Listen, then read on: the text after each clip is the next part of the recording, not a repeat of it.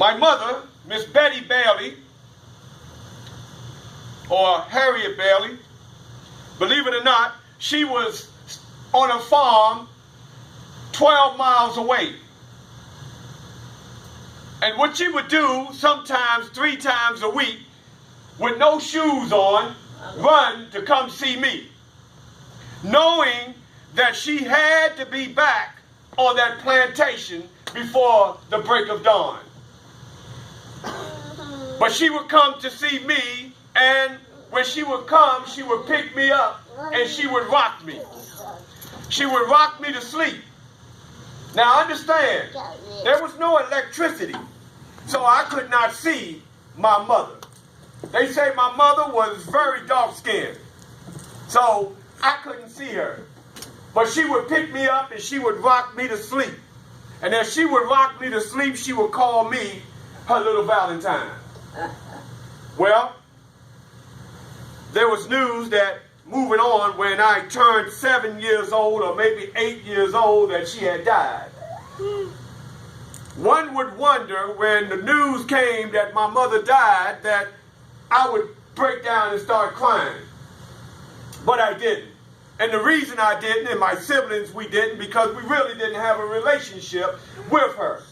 She was more or less like a wall. If the wall crumbled, why would I cry if I don't know the wall?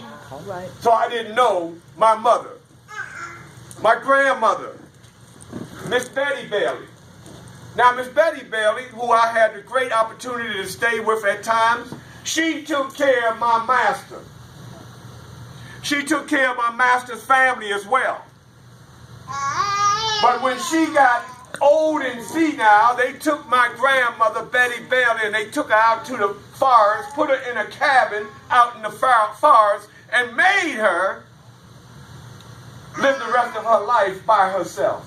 Mm. Now, see, you all are sophisticated, because you know when you all die, they fix your body up and they put you in a nice casket and they put you in front of the church and they sing over your body and they preach over your body, and then they take you to a cemetery and they kindly put you 6 feet under in a crypt. My grandmother was not privileged, because when she died, the only thing they did with her, they took her body out of that cabin. They dug a hole next to the cabin, and they dumped her carcass in that hole. And they covered her up.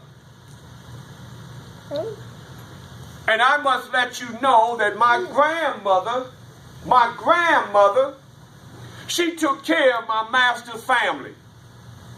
My master, Master Andrew, Aaron Andrew, when he was small, she used to rock him. Mm. She used to feed him, breastfeed him.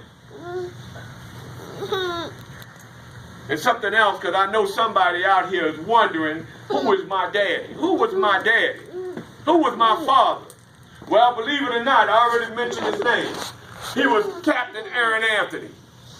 Now, Captain Aaron Anthony, he wore a sailor's hat, because on the weekends, he would go to the Chesapeake Bay and sail his boat.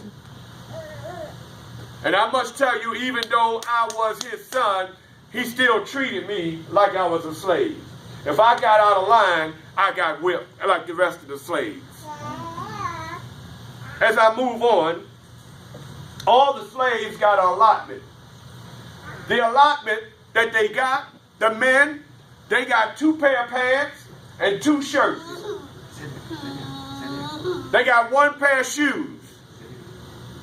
The women, they got 2 pair of dresses or 2 dresses and a pair of shoes. And if they wore that out, that was to last them the whole year long. And if they wore that out, that was it. Now the children, we got a gown. That's right. The boys got a gown and the girls got a gown. Now just imagine being little like this, getting a gown, and you're here now, and you still got to wear that gown. Mm.